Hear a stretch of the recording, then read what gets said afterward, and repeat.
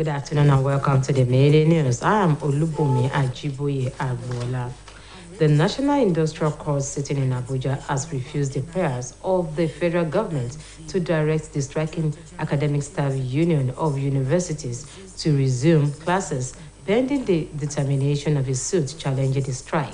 This was even as President Muhammadu Buhari, with the chairman and select members of the pro-chancellors of federal universities, promising to engage in further consultations with relevant stakeholders towards ending the protracted strike by the university teachers.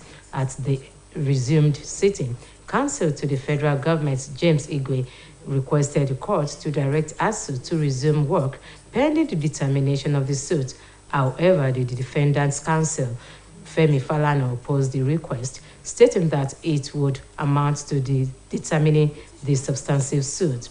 Justice Peterson Aman, who agreed with Falana, said it was the issue for determination and therefore could not be resolved before hearing. Meanwhile, the application brought by Socio-Economic Rights and Accountability Project, seeking to be joined as an interested party in the suit, was not heard, as the council filed another application which was served on the party. The court, in its ruling, agreed that the SERAP's application was not yet ripe for hearing, since it was only served yesterday to the party through the Ministry of Justice. The judge consequently adjourned the suit to Monday for hearing. The chairman of the Independent National Electoral Commission, Professor Mahmood Yakubu, has declared that the commission would deepen the deployment of appropriate technology for the conduct of elections. Professor Yakubu emphasized that the vision for the 2023 general election is to conduct one of the best general elections in Nigeria, which is going to be free, fair, credible, transparent, inclusive, and verifiable. Speaking at a forum with the Nigeria Guild of Editors in Lagos, Professor Yakubu described as progressive the provisions of the new Electoral Act, which empowers the Commission to take certain decisions like the deployment of technology. According to him, the Commission is making preparations for 95 million voters in the 2023 elections. He, however, debunked the alleged manipulation of the voters' register by the Commission, disclosing that INEC is yet to add the 12 million fresh registrants into the register. The INEC boss noted that there has been a challenge with the collection of permanent voter cards, disclosing that the Commission had a meeting with all its resident electoral commissioners and administrative secretaries in Lagos within the week to map our strategies on the how to ensure an age-free distribution of PVCs. He also stated that voting would take place in 176,846 locations in. Meanwhile, Osun State Independent Electoral Commission has affirmed its readiness to conduct the October 15 local government election in accordance with the extant laws. Chairman of the commission, Otumba Segun Oladitan, who disclosed this at the closing of a 5-day training program for electoral officers and assistant electoral officers drawn from all the local government areas of the state, charged participants to showcase experience garnered from the training in conducting a free, fair, and acceptable election. Adeyemi Abodarin has the details. Training program for electoral officers and assistant electoral officers who are expected to make viable a credible, free, and acceptable local government elections come October 15 closed. Chairman of Osun State Independent Electoral Commission, Otumba Segun Oladitan, told participants to demonstrate experience gained from the 5-day training program in assisting the commission in ensuring a smooth and age-free election.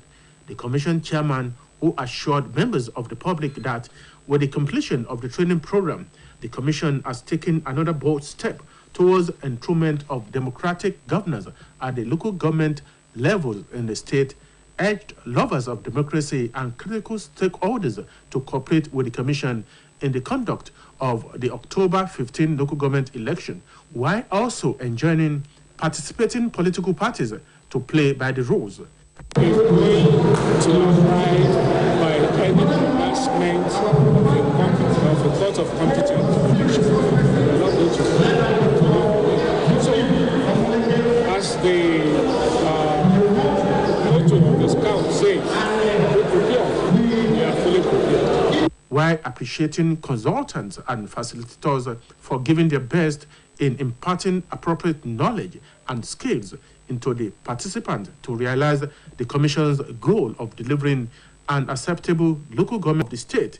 Some of the participants, who includes Mr. Babatunde Olanriwaju, Mrs. Deborah Kolawole, and Opeyemi Lunge, told OSBC News that the training will go a long way in assisting them in delivering the set goals. The structural arrangement of the training by the OSEC body, in fact, is second to none.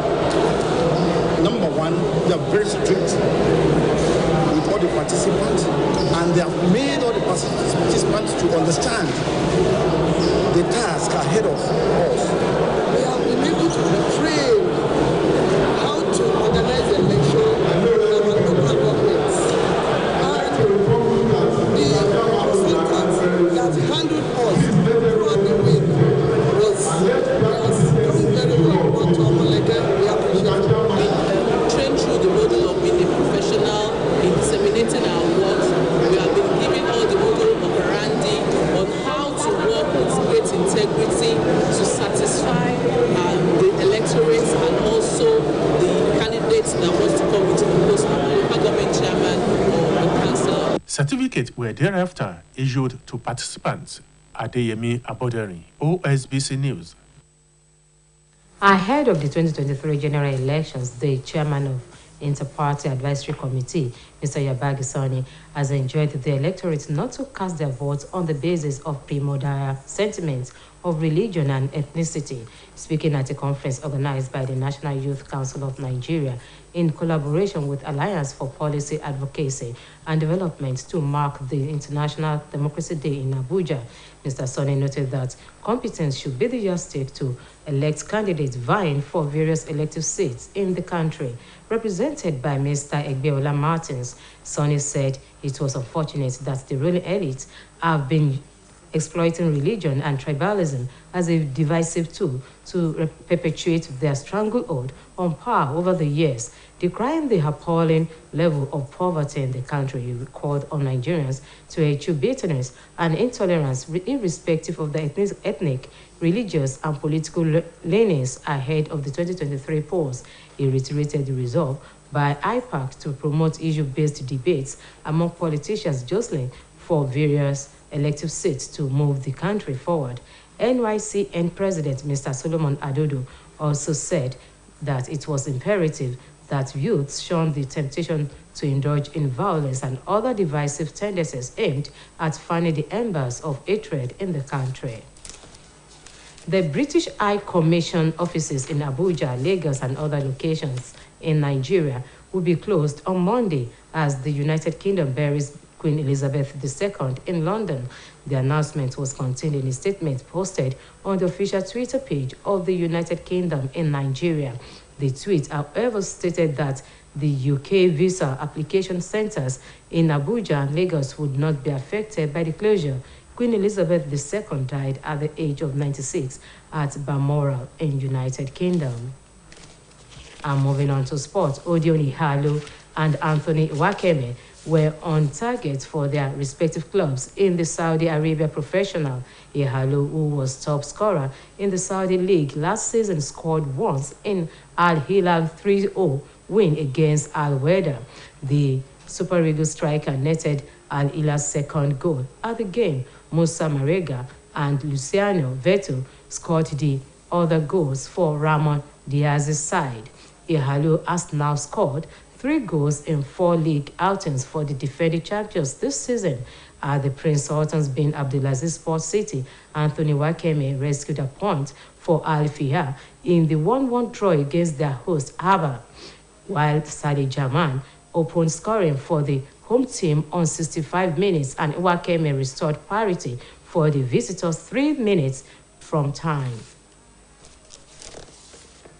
While on the foreign scene, U.S. President Joe Biden praised South Africa as vital voice as he met with the country's President Cyril Ramaphosa at the White House for talks that will touch on efforts to tackle the climate crisis as well as ending the war in Ukraine. President Biden said their partnership is essential in addressing many of the world's pressing challenges, and South Africa is an important factor on the global stage.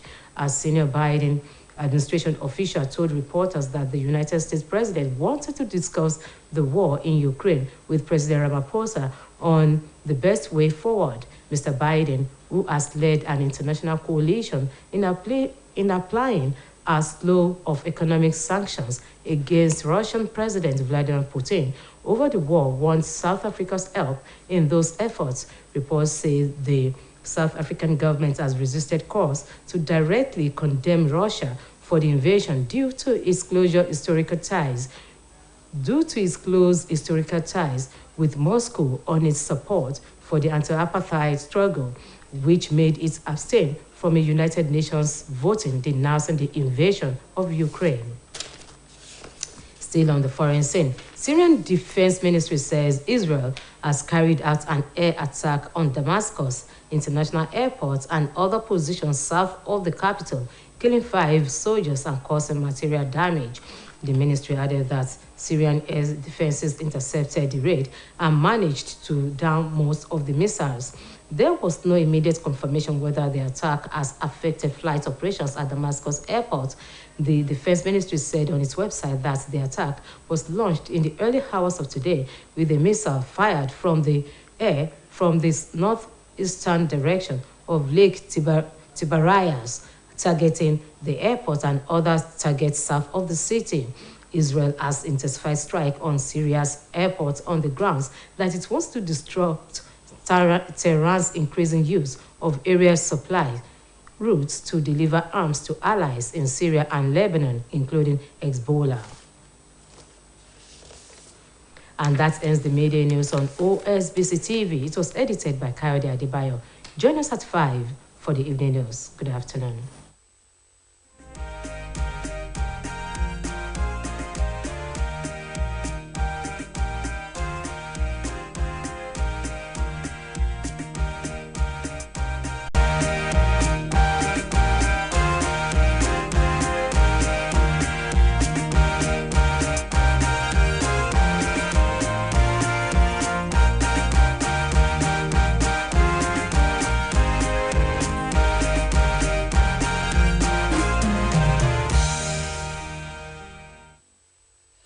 Ẹ̀kásán ìròyìn ọjọ́kùnrin olùwárántí ọ̀jẹ̀wùmí lóníròyìn.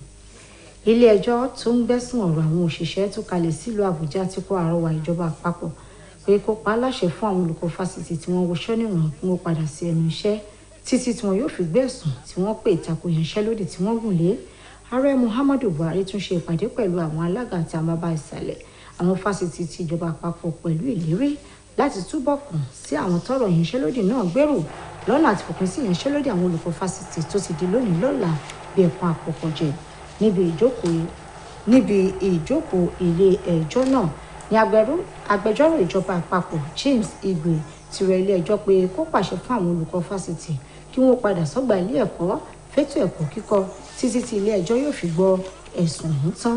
Àmọ́ ṣá, agbẹjọ́rò olùjẹ́jọ́ ọ̀gbẹ́ni Fẹ́mi Fálànà tako àrọwà agbẹjọ́rò olùpẹ̀jọ́ onídàájọ́ Ahmad tí ó sì fara mọ́ ohun tí ọ̀gbẹ́ni Fálànà sọ pé wọn kò lè yanjú ọ̀rọ̀ náà láì ṣe pé agbẹjọ́rò gbọ́ àrọwà wọn.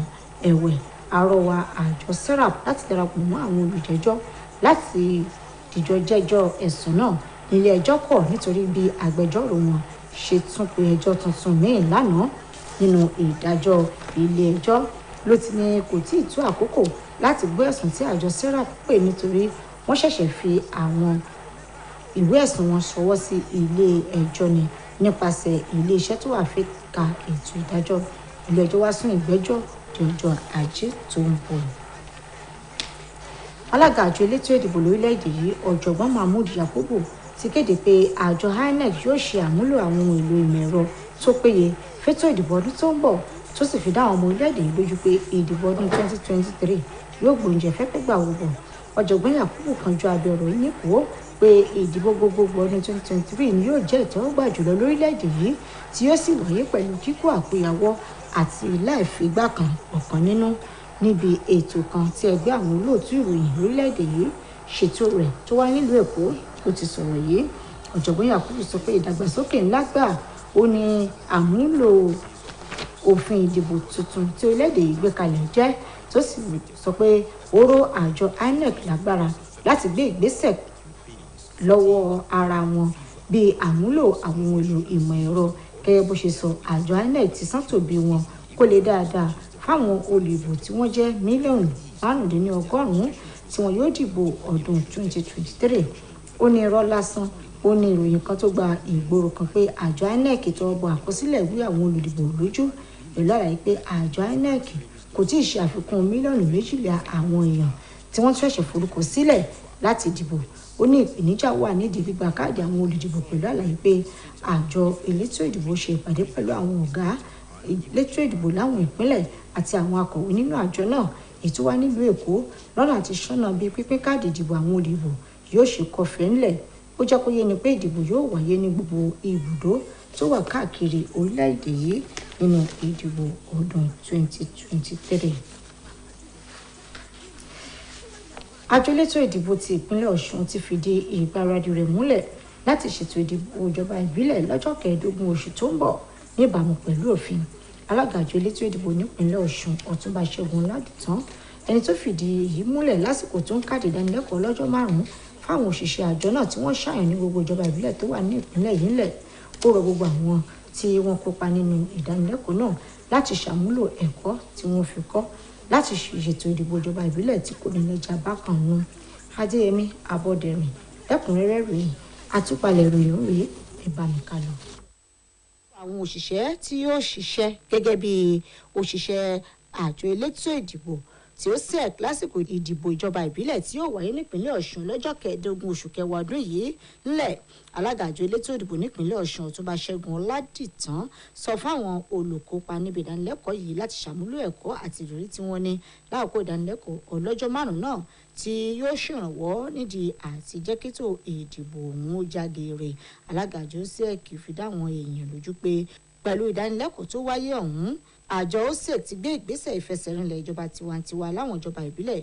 Ó rọ àwọn tọ́rọ̀ ìjọba tiwantiwa kan àtàwọn tọ́rọ̀ ètò ìdìbò ọ̀hún gbèrú láti fọwọ́sowọ́pọ̀ pẹ̀lú àjọ yìí kí ìdìbò ìjọba ìbílẹ̀ tí yóò wáyé lọ́jọ́ 15 oṣù tó ń bọ̀ lè kẹsẹ̀ járe, tó sì rọ àwọn ẹgbẹ́ òṣèlú láti ṣe ìdìbò náà gẹ́gẹ́ bó fi ṣe ìlàkalẹ̀.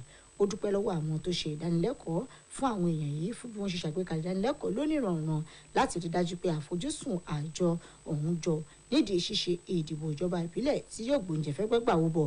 lóòótọ́ ni àwọn ẹjọ́ tó wà sílẹ̀ ìṣiṣẹ́ ṣùgbọ́n bí ò bá ti ń gbàjọ́ títí láti sọ̀rọ̀ ilé ẹjọ́ òní ta bọ́ ṣe ìrọ̀fọ́tò nípa bá ṣe fẹ́ dìbò títí tí sáré sí gbọ̀ngàn tí ilé ẹjọ́ bá sọ àwọn ọmọ ọ̀gá ló ń lè jẹ́ àbí nígbà tó ṣe ṣe. Lára àwọn olùkópa láti rí ọ̀gbẹ́ni Babátúndé Ọláníwájú, arábìnrin Deborah Kọ́láwọlé àti Ọ̀rẹ́mí Lóńgẹ́. Wọ́n ní ìdánilẹ́kọ̀ọ́ náà yóò ràn àwọn lọ́wọ́ púpọ̀. Lẹ́nu ìgbà tí a bẹ̀rẹ̀ ìdánilẹ́kọ̀ọ́ lọ́jọ́ 5, àwọn nǹkan tí a rí ó fi lọ́kàn balẹ̀ pé ọjọ́ ọ̀la ìpínlẹ̀ Ọ̀ṣun máa dára, nítorí pé àwọn ẹ̀kọ́ tá a rí gbà láti ọ̀dọ̀ àwọn olùkọ́nilẹ́kọ̀ọ́ táwọn ìgbìmọ̀ tó ń ṣe àkóso ìdìbò nípínlẹ̀ Ọ̀ṣun táwọn ṣiṣẹ́ tí wọ́n ń kọ́ wa, àwọn tá a pè ní resource person tó jẹ́ ká kọ́ àwọn ohun tuntun tí a mọ̀ nípa ọ̀rọ̀ ìbò. lẹ́kọ̀ọ́ tí wọ́n fún wa ó ti fún wa ní ó ti mú kí a gbáradì fún ètò ìdìbò yìí lẹ́kùnrẹ́rẹ́. A dẹ̀ mọ̀ wípé nípa àwọn ẹ̀kọ́ tí a ti rí kọ́ tó dẹ̀ ti sọ wá di alákòóso fún ètò ìjọba ìbílẹ̀ àwọn election wa, a rí wípé a máa ní ètò ìdìbò tó kójú òṣùwọ̀n tí kò ní màdàrú tí kò sì ní èrú nínú. Ti kọ́ wa nípa bí a ó ṣe jẹ́ ẹni tí ó ṣiṣẹ́ tí ó mú Ọ̀ṣun yọ̀bọ̀, tí a ó dẹ̀ tí a ò ní fi màgòmágó ṣiṣẹ́, tí a dẹ̀ máa rí pé iṣẹ́ tí a ṣe ló tẹ́ ìjọba lọ́rùn, ó dẹ̀ tẹ́ àwọn tó wà ní Ọ̀ṣun lọ́rùn. Lẹ́yìn èyí ni wọ́n wá fún wọn ní ìwé ẹ̀rí bí wọ́n ṣe gba ìdánilẹ́kọ̀ọ́ tí àjọ OSBC gbé kalẹ̀. Olúwarántí Ọ̀jẹ̀wùmí fún iléeṣẹ́ OSBC. ìdìbò ọdún 2023 alága ìgbìmọ̀ tó wà fọ́rọ̀ ìbáṣepọ̀ láàrin àwọn ẹgbẹ́ òṣèlú lórílẹ̀‐èdè yìí ọ̀gbẹ́ni Babájí Sanni ti rọ àwọn olùdìbò láti má ṣe gbé gègé ìdìbò wọn lé ọ̀rọ̀ ẹ̀sìn tàbẹ́yà níbi ìpàdé kan tí àgbáríjọ ikọ̀ kan tó jẹ́ ti àwọn ọ̀dọ́ pẹ̀lú àjọṣepọ̀ Alliance for Policy Advocacy and Development ti gbé kalẹ̀ láyàjọ́ ìjọba tiwantiwa ló sọ̀rọ̀ yìí ó ní ẹni bá mojú ògùn nìkan jẹ́ kó pa bìnírè ẹni bá kájọ ẹ̀ ní káwọn ọmọ orílẹ̀-èdè yóò dìbò fún ọ̀gbẹ́ni Sanni ẹni tí ọ̀gbẹ́ni ẹgbẹ́ Ọláwálé ṣojú fún sọ pé ó jẹ́ ohun tó bá ní lọ́kàn jẹ́ pé àwọn tó wà ní ipò adarí ń lo ọ̀rọ̀ ìsìn àti ẹ̀yà láti máa fi dé ipò ó bẹnu àtẹ́lu bí iṣẹ́ àtúnṣe kọ́lé sórílẹ̀-èdè yìí tó sì rọ àwọn ọmọ ilẹ̀ Nàìjíríà láti yàgò fún ẹ̀tanú àìní ìpamọ́ra láàrin ara wọn àwọn ẹlẹ́sìnjẹ̀sìn àti ẹlẹ́yàmẹ̀yà kí wọ́n pàmò pọ̀ nítorí ìdìbò ọdún tó ń bọ̀ ó lájọ IPAC yóò túbọ̀ máa ṣe ètò ìjíròrò láàrin àwọn olóṣèlú tó bá ń díje lọ́nà àti mú kí ìdàgbàsókè bá orílẹ̀-èdè Nàìjíríà olórí ẹgbẹ́ àwọn ọ̀dọ́ ọ̀hún ọ̀gbẹ́ni Solomon Adodo sọ pé ó ṣe pàtàkì fáwọn ọ̀dọ́ gan-an láti yàgò fún rògbòdìyàn olùléeṣẹ́ ilẹ̀ Gẹ̀ẹ́sì lórílẹ̀-èdè ti kéde pé títìpa làwọn ọ́fíìsì wọn tó wà ní ìlú Àbújá Èkó àti àwọn apá ibòmíì lórílẹ̀-èdè yóò wà lọ́jọ́ Ajé ọ̀sẹ̀ tó ń bọ̀ nítorí bí ilẹ̀ Gẹ̀ẹ́sì yóò ṣe sìnkú ọbabìnrin Elizabeth kejì ti London lọ́jọ́ Ajé nínú àtẹ̀jáde tí ọ́fíìsì aṣojú ilẹ̀ Gẹ̀ẹ́sì lórílẹ̀-èdè yìí fi ṣojú òpó ìtàkùn ayélujára Twitter wọn ni wọ́n ti sọ̀rọ̀ yìí ṣùgbọ́n wọ́n ní ọ̀rọ̀ ìwé ìrìnnà ilẹ̀ yìí sí ilẹ̀ Gẹ̀ẹ́sì yóò máa wáyé nílùú Àbújá nítorí wọn kò ní ti ọ́fíìsì tó wà níbẹ̀ pa ọbabìnrin Elizabeth kejì ló jáde láyé lẹ́ni ọdún 16 ní Balmoral ní orílẹ̀-èdè Gẹ̀ẹ́sì. Lórí ìròyìn eré ìdárayá ojú wà lára Odion Ighalo àti Anthony Nwakeme nínú àwọn ikọ̀ agbábọ́ọ̀lù tí wọ́n wà ní Saudi Arabia Ighalo tó jẹ́ pé òun ni agbábọ́ọ̀lù tó ti ìgbáyé tó pọ̀ jùlọ wọlé nínú ìdíje líìgì orílẹ̀-èdè Saudi Arabia ní sáà tó kọjá ló gbáyàn kan wọlé nígbà tí ikọ̀ Al-Ahly fàyò 3 dán ilé ikọ̀ tí wọ́ndà wò nígbà tí wọ́n pàdé ọmọ ikọ̀ Super Eagles òun ló tún gbáyò kejì wọlé fún ikọ̀ Al-Ahly ayò 3 ọ̀tọ̀ọ̀tọ̀ ní Ighalo ti gbá wọlé ní sáà yìí nínú ìdíje 4 tí ikọ̀ tí ife ẹ̀yẹ náà wà lọ́wọ́ rẹ̀ ti kópa níbi ìdíje tó wáyé ní Prince Sultan bin Abdulaziz Anthony Nwakeme ran ikọ̀ tiẹ̀ náà Al-Fahiyya lọ́wọ́ láti gbá ọ̀mì pẹ̀lú Abba Saleh Jama ló kọ́kọ́ ráwọn yìí nígbà tí ìdíje di ìṣẹ́jú 45 kó tó wá di pé Nwakeme dá ayò náà padà ní bó ṣe kù ìṣẹ́jú 3 kí ìfẹsẹ̀wọnsẹ̀ náà kó parí.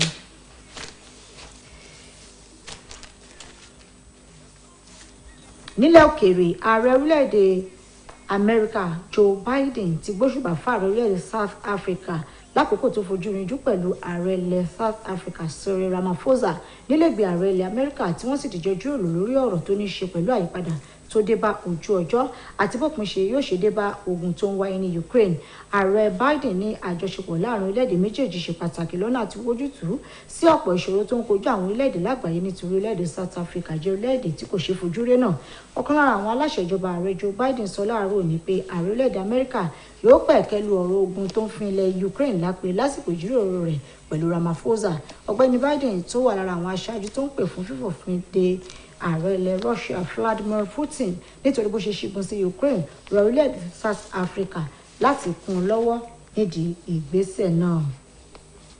bákan náà ní ilẹ̀ òkèèrè iléeṣẹ́ tó wà fẹ́tò ààbò ní Syria ti sọ pé ṣe ni orílẹ̀-èdè Israel ju àdó olóró sí pápákọ̀ òfurufú tó wà ní Damascus táwọn àti àwọn apá ibì kan lápá gúúsù olúùlú ilẹ̀ náà tí ológun 5 sì gbèkúrú jẹ lọ́wọ́ ọ̀bọ̀ra bẹ́ẹ̀ ni ọ̀pọ̀ nǹkan bàjẹ́ àtẹ̀jáde tí iléeṣẹ́ náà fi síta sọ pé bó ṣe jẹ́ pé orílẹ̀-èdè Syria gbìyànjú láti rọ àwọn abúgbàmù náà padà kí wọ́n sì sọ ọ̀pọ̀ àdó olóró náà di òtúbáńtẹ́ kò tí ì sí àrígbámú ìròyìn pé ìṣẹ̀lẹ̀ yìí pagidínà ètò ìrìn òfurufú ní pápákọ̀ òfurufú tó wà ní Damascus lórí ìtàkùn ayélujára iléeṣẹ́ ètò ààbò ilẹ̀ náà ló ti ṣe lálàyé pé láàárọ̀ òní ni wọ́n ju àwọn abúgbàmù náà láti apá ìlà oòrùn àríwá Lake Tiberias tó jẹ́ pé pápákọ̀ òfurufú ilẹ̀ náà àti àwọn apá ibìkan lẹ́kùn gúúsù ilẹ̀ yìí gan làwọn ni wọ́n dojúkọ orílẹ̀-èdè Israel ló ti ń ju àdó olóró àtàwọn arúgbàmù sí pápákọ̀ òfurufú Syria tí wọ́n sì fẹ́ dábàrú ètò ìrìnnà òfurufú ilẹ̀ náà láti pinwọ́ bí wọ́n ṣe ń kó